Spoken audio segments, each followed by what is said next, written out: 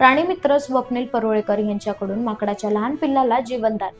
दिनांक 18 डिसेंबर 2025 रोजी मालवण सर्जेकोट मधील अर्थात खवणेकर यांच्या घरामागील बागेमध्ये दुपारच्या दरम्यान कलमांसाठी लावलेल्या बारीक जाळ्यांमध्ये माकडाचे लहान पिल्लू अडकलेले दिसून आले।